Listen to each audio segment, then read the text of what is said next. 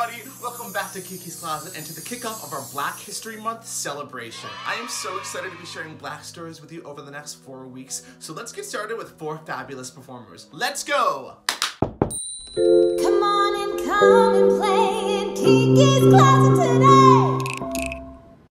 Please help me welcome today's guests, my friends, Nadia Brown, Rashad Burroughs, Taylor Iman Jones, and Jared Alexander.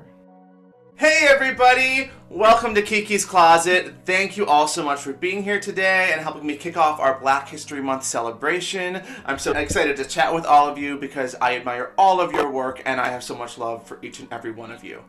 My first question for today, what color is your heart today?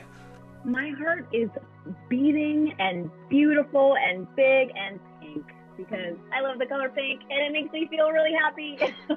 I would say my heart today is like a beautiful sky blue. Like it's like 10 degrees where I am right now, but it's so gorgeous out. Like the sun is just shining. So that's what I want to radiate today. My heart is yellow. I would say it's a nice little medium yellow today. I'm gonna piggyback off what she said. My heart is yellow because I was in a good mood today making eggs to a song called Yellow by Nadia today. So it was perfect that question happened. When was the first time you saw yourself represented on stage? Probably say my first Broadway show, which was in the Heights. I was going into my freshman year of high school. I had done theater, like middle school theater before, but like seeing that show was like, oh, okay. Like these are people that I can actually recognize with and see myself in. My first Broadway show was actually when I was way older than maybe most people. I was already in college. I hadn't seen any theater until actually coming to New York. Pippin with Bettina Miller. It was the first time I was like, a Black woman can be in a lead role and with her arms and everything. It was honestly one of the most inspiring performances I've ever seen. And also I aspire to that. I'm like, let me get in the gym. Let me carry a role that much and that physically and that seriously. The first time that I realized I was in Birmingham, Alabama, a preacher's kid playing all the sports. I've seen Black people on movies and things, but they were like usually like slaves, and that wasn't inspiring for me. So the first time I remember seeing myself represented in a way that it like stunned me was when my mom's friend had random tickets to the national tour of Ain't Misbehavin', starring Ruben Studdard. I live in Alabama, so he's like all we got. Like he's the biggest celebrity we have. We're all excited, and I'm like, Mom, can we please go? We like don't even know what Ain't Misbehavin' is. We don't know what theater is, but we just would have had to sit at home and do homework all night. And my mom's friend had tickets, and it was the first time I saw Black people that looked like me, glamorous, gorgeous, confident, money in their pocket, dancing and living their dreams. And I was like, what is that? That, I want to do that. Like, and after that, I remember stalking YouTube and like and then the next year I like found out what theater was and did it. Like that was the first time I remember being represented, and it changed my life. It really did. I grew up doing youth theater around my community, and I'm from the Bay Area, so I feel like I saw myself represented on stage by all the kids around me in every show we do. I'm from a little town called Fairfield. Our county is top 5 of one of the most diverse counties in the country, even though we're tiny. And so, you know, like I did Fiddler when I was 11 and Seussical and blah, blah, blah. So to me, we were always kind of cross-represented everywhere because it was children, so it's just like, who can sing? I would say that is I just grew up kind of seeing myself and my friends of all different colors doing theater, and it wasn't until I really got older that I realized other people were putting limitations on us because of our skin color and whatnot. But I think it's a boon for me now because I'm like, I've been knowing I can play whatever I want since I was 10 years old, so yeah. Love that. Now, jumping onto what you said, Taylor, if you know me, you know I love a good adaptation, and I'm very grateful to see so many beloved and classic characters be brought to life on stage by Black actors. Recent examples that come to mind might ring a few bells for some of you. It include like Ann Darrow in King Kong, Hermione in Harry Potter, Rita in Groundhog Day, and Andy in the upcoming Devil Wears Prada.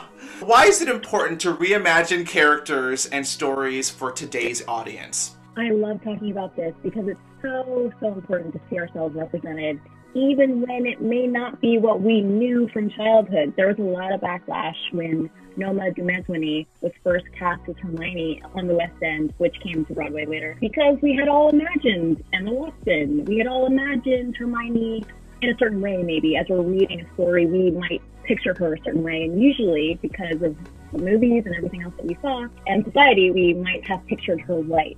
And the decision to make it a Black woman, and then her daughter, who I played on the show, Rose Granger Beasley, is also Black, blew it open. It made all of our imaginations kind of take a step and be like, why couldn't the Minister for Magic and the smartest witch that exists basically be a Black woman? She has curly hair, right? Just like in the book.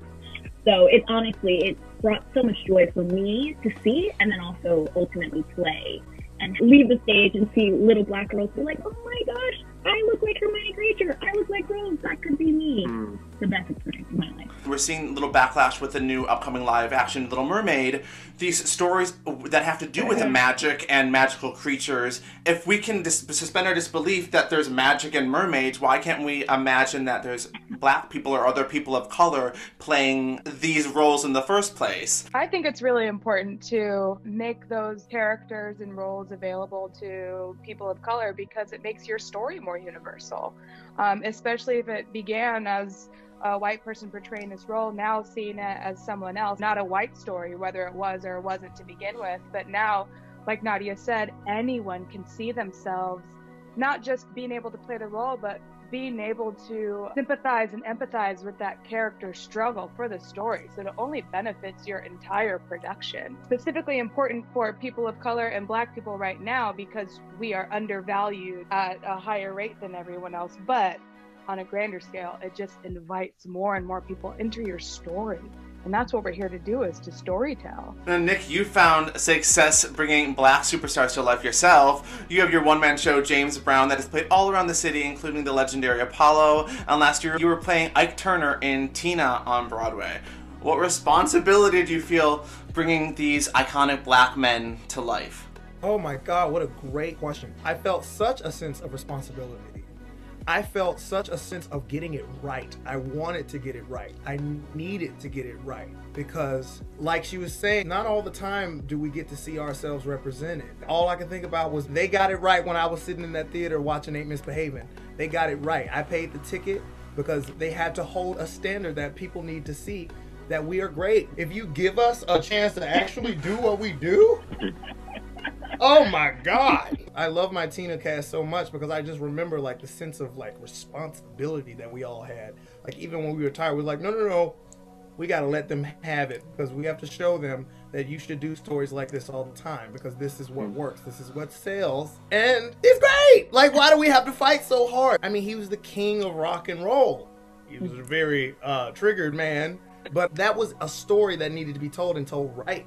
So like getting to like work on that and getting to work with a Black creative team, well, not the whole creative team, Jalen, our associate director, who I worked with, like getting to like have conversations with him about like men that we knew, that we idolized, heroes that we idolized that failed, that pain that we saw growing up, how that has to come through on stage. Like, so it meant a lot to me to do well, but it was also low-key a little easier because it was something that I was being able to play a part that was something I grew up looking at, as opposed to like white people get the chance to do all facets of themselves.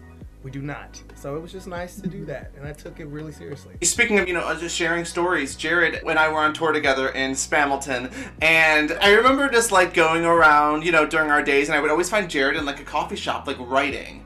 And you've really taken this time to write articles about the Black experience. What inspired you to do that right now? Kind of like what you touched on a bit, I've always kind of written, but like pursuing a career in performance, it's really hard to navigate and juggle different things. But with the quarantine and everything, I was really able to kind of like shoot my shot just with editorial writing and stuff. And also with everything with this summer, I really was able to kind of highlight one thing that is just kind of still with me, is just like the importance of just like Black stories in general. I don't know if you guys remember, it was like this summer on Instagram, it was a bunch of posts of like anti-racism reading lists, which are incredible. We love our James Baldwin, we love our Toni Morrison. But I was sitting at home being like, but there are also like all of these Black contemporary writers writing fiction novels now. There's Black theater that's still being made right now. There's Black movies, like stories that are just as, if not more important than just reading about racism as a white person. So that's kind of what I think is really important. And hopefully we get more light that shines on that, whatever post-COVID is going to look like. We really should be looking at all Black stories in general, and not just when there's a Black Lives Matter Instagram thing in the summer. I was talking with Jared earlier and saying, you know, I went to DC for a little while for the March on Washington, and I was just across the water from New York City for a little while as well. And I kind of made it a point to look around at local Black businesses. And, you know, yeah, we can like share things on Instagram, but like if you have the opportunity to support a local Black business that might not get that attention, go do that. Spend your money there, then post about it, let other people know, because that's what makes a big difference. It's important to actually put your money where your mouth is. Looking forward, and as we move closer with a vaccine and hopefully our return to work, we're also moving away from the peak of this Black Lives Matter movement that happened this summer when everyone's really on fire. How do we make sure that that fire stays lit going forward as we hopefully jump back into our profession? I mean, I think you even just touched on it so well. I think this summer was such a pressure cooker. And while it was great to see a lot of our allies post stuff, a lot of it, I think, has to do with action moving forward. Specifically, I mean, being in the theater community, we've seen a lot of talk about change.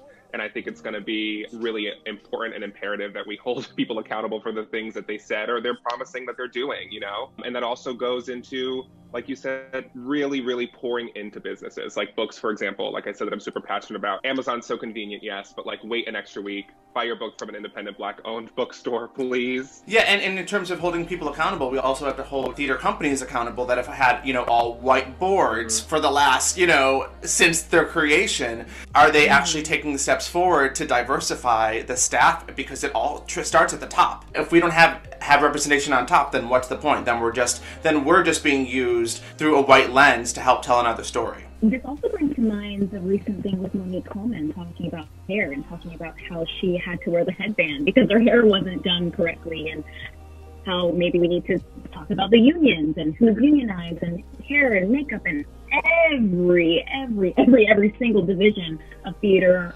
film, TV, all the industries have to kind of be looked at.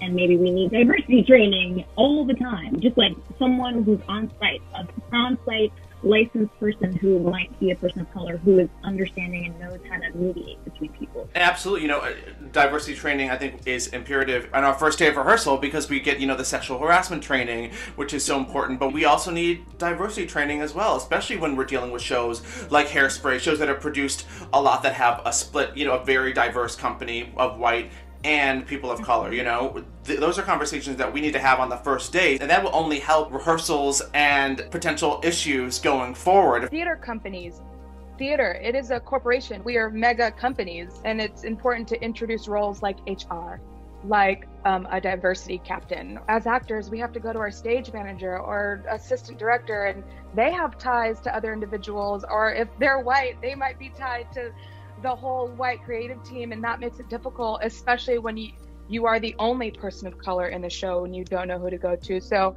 I think one thing out of this summer, we have created many pockets for us to find each other and to help each other. But I think that could help. Like you said, we have sexual harassment training, we should have diversity training, and an HR of some sort that we can go to who will listen to us. Also, while we're keeping this Black Lives Matter movement forward, and like, thank God that it's gotten the attention that it's gotten, that Black people and people of color continue to live their life accepting themselves and teaching people how to treat them. We have to actually have the courage to teach people how to treat us in our businesses, in theater, at the family reunion, just in life. We have to continue, and we can't live in fear that when we do our little switch codes of being like, all right, I got to be nice and I got to do all these things so that I can keep my job, so that I can not get fired, so that I can be on good with the white people. I say that we just have to shatter that and stay true to ourselves and make people learn how to treat us in this business. I know for a lot of us, we've been doing a lot of self-reflecting and journaling and working on our own psyches and how to deal with other people's energies. And I specifically am living with my parents, so I know I've lost a veil or two that I used to carry around in the world, and I'm done. I will no longer accept a bad hairline. I will no longer accept wrong makeup. I will no longer accept certain treatment, and I will call you out. I am not fearful of that anymore. And I think especially we have had to figure out ways to do that nicely. And now I think a lot of us, we're done being nice. That doesn't mean we're going to be mean, but nice isn't working, so we're just going to be frank. And I think that will be happening, whether, you know, we all actually are conscious of it or not. But if we can be conscious of it, that's, I know where I will be at. And again, to echo what Nick said, is to, as Black people, fully understand your value and your worth and how magical and beautiful that is. All this pain, all this struggle is why we're able to sing and dance the way we do, is why we're able to tell the stories the way we do. So yes, I think, you know, starting with ourselves, realizing our whole worth, and then bringing that into every room and knowing that these demands are not demands, they're rights, they're human rights, they are needed to be listened to, needed to be heard. I think just starting from there is, I know where I will be moving forward. Thank you all so much for joining me here in Kiki's Closet today. I really enjoyed this conversation. I feel like I've learned a lot, and I am wishing you all a wonderful 2021. I hope I get to see you on stage in 2021. I hope I get to see you on 9th Avenue on 2021, and I'm wishing you a wonderful day. Bye, everybody. Bye, thank you. Thank you so much. Come on and come and play in Kiki's Closet today.